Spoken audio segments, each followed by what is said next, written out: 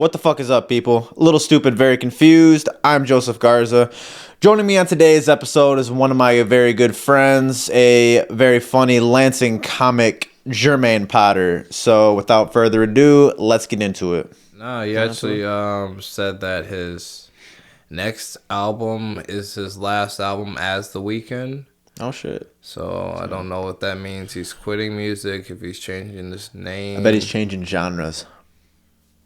I bet it'll be a country singer. No, I don't know. Dude, I've never seen you get more offended by anything I've said before. And I've said some terrible things. And that right there hit a string. That hit a chord.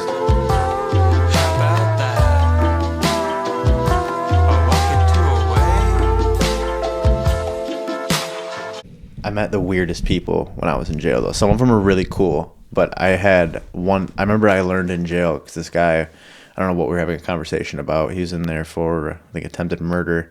And he said the only way to get away with murder nowadays, just, for sure get away with it, is if you have a crotch rocket and a really sharp sword. And I'm like, what do you mean by that? He said, you just got to have, a good friend or something on the back of your crotch rocket. And then if they just hack as hard as they can at somebody while you're going 45 miles an hour, it's their head will, pop clean off.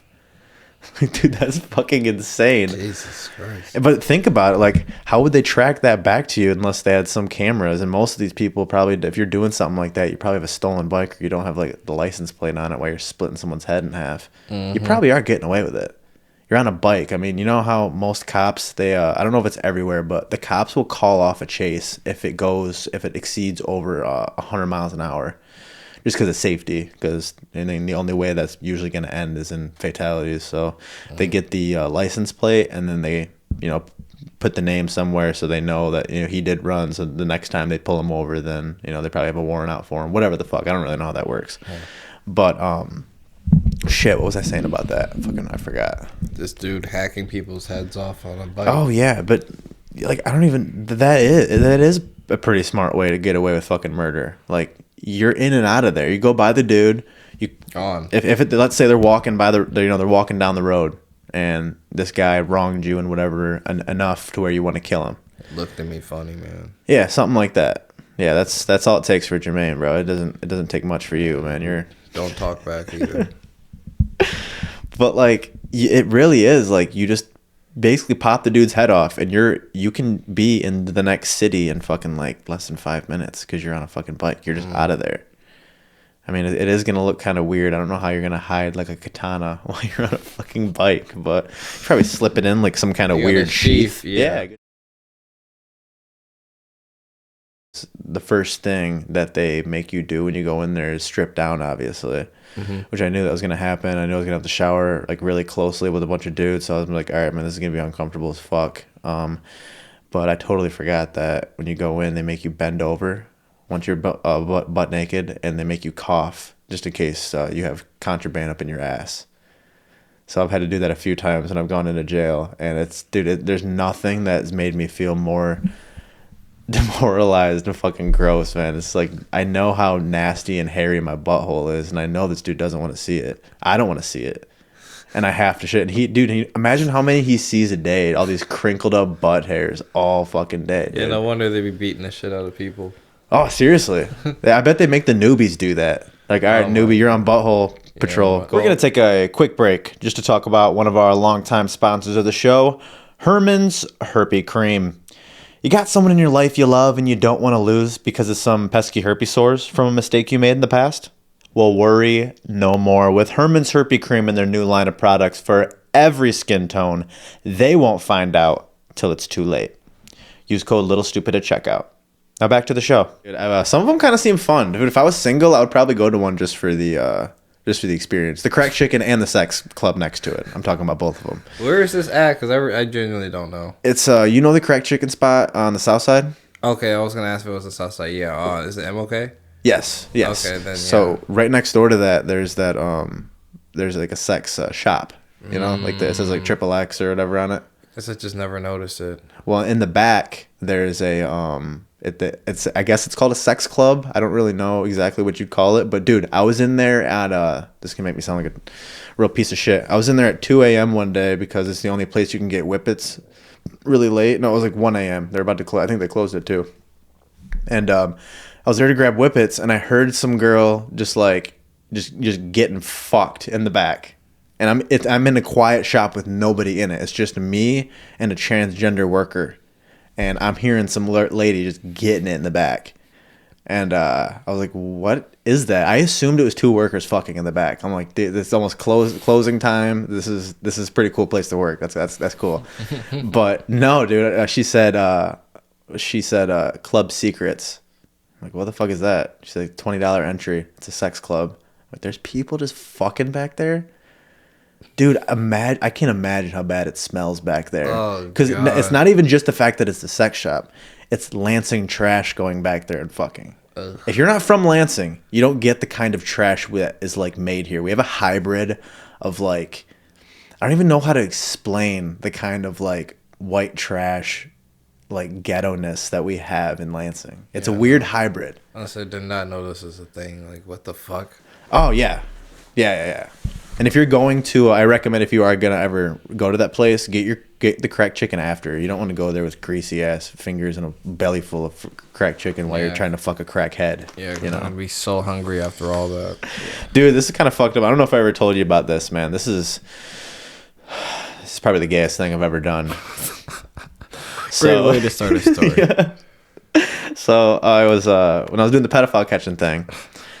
When I first got really big with it, somebody hit me up randomly. They emailed me and they said something about how he's from Michigan. He found my videos and he lives in what's the gay part of Hollywood? North Hollywood, West Hollywood. I think it's West Hollywood. He lives in West Hollywood now. He's like a big manager or something out there, making a lot of money. And he said as a kid he was bullied really bad for a bunch of different shit. And he said it was traumatic for him. It was really bad. He said now that he's older and he's rich, he likes to pay people to talk down to him on the phone. He said it's not sexual. He's like, I don't jerk off while I do it. It's nothing like that. It's not sexual. It's like it like almost helps me deal with all the trauma of the past in some way. I don't know why it works, but it works. And he paid me $100 for a 10-minute phone call where I would literally said terrible things, awful things. Like he wanted me to like make fun of him for being gay. And like, dude, I said things on there that if I said it on this podcast, I would 110% be canceled. Oh my God. I mean, I'm not really, if I had anything worth being canceled for yet, I would be done. Bro. But it was I felt so uncomfortable the whole time. Because he wasn't acting like he liked it that much. He was acting like he was a victim of being bullied. And he said, yeah, man, I appreciate that. He said, can you do that again next week? I'm like, I guess. And I was in a bad spot. I needed money. Yeah, start writing stuff down now. It's like, dude, I can't bring the same verses. I did. I was literally writing material for it for the next one. I was like, all right, what other way can I call him gay in a very demeaning way? Yeah. Dude, he asked for it and for money. It did, yeah. Again, dude, it was. Bro, all I gotta say is he could have gave me $20. Dude, especially for 10 minutes, man. It's like I'm just roasting him. Damn, that is roasting someone for 10 minutes to get $100. You know, like someone you don't really know like that either. Yeah, like they just send you a picture. Like here's a picture of me now. He sent me 4 pictures of him. He's a nerdy ass white looking dude. Oh my God. And he said he liked the way that I was humiliating people in my in the pedophile catching videos, and he said that's why he wants me to do it.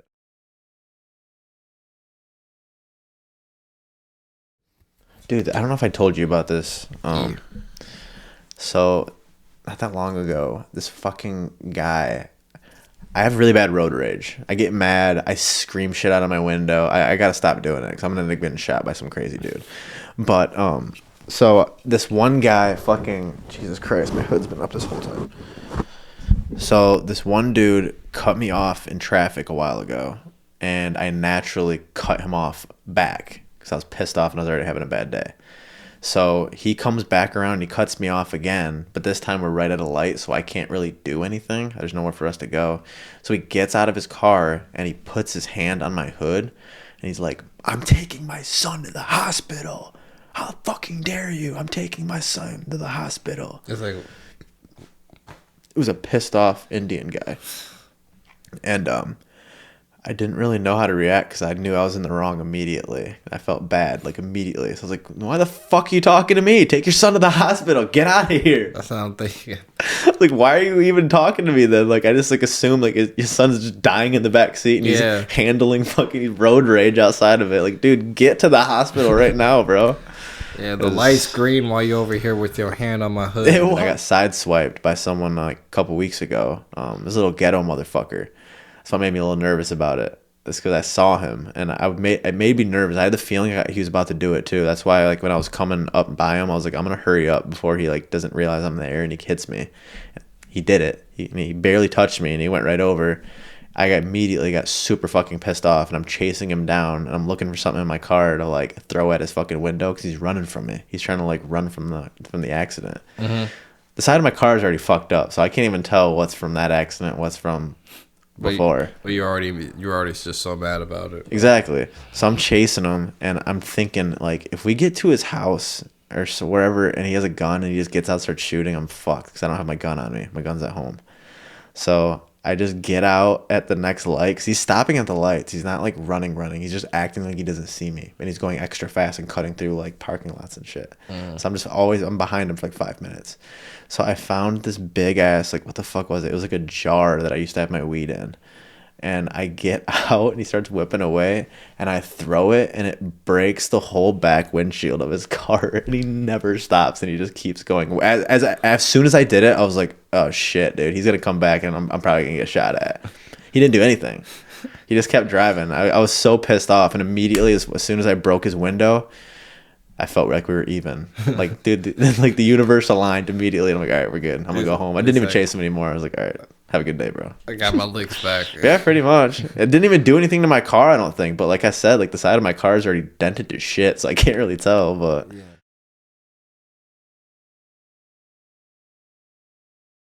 That's sticky. The pages, you're gonna have to peel them apart. But when you're with, I'm just kidding. Most of these did literally. There's probably only about 20 pages of naked women in this. It's mostly cigarette and liquor ads. Wow. And stories. For real, it's just like articles about, like, political shit, and then all of a sudden, dude, I can already tell you because of how old this is. This lady's gonna have all bush. Because back in the day, all these chicks were bush the fuck out. It's always like that right there. They censor themselves. It's kind of cool. Back in the day, they had so much pussy hair, they didn't need a censor bar. You can't see anything. It's pretty cool. It's so funny. It's pretty interesting, man. And the rest of it is literally just, like, political cartoons of, like, old, ugly men fucking good-looking girls. It's so... Like, what the fuck? It's so weird, dude. It's like, is this who you want in office? It's just like, relax. Imagine being, like, a political person and being like, hey, my political article made it. On what? Playboy. Oh my god, yeah, come check it out. You're just in the meeting, just like, the fuck is this tabloid? Just slapping the shit down. Like, oh shit, man. Thank you guys for listening this week. If you want to find Germaine Potter on any social media, I'll have all that plugged in the description. So, thank you for joining us, and we'll see you next week.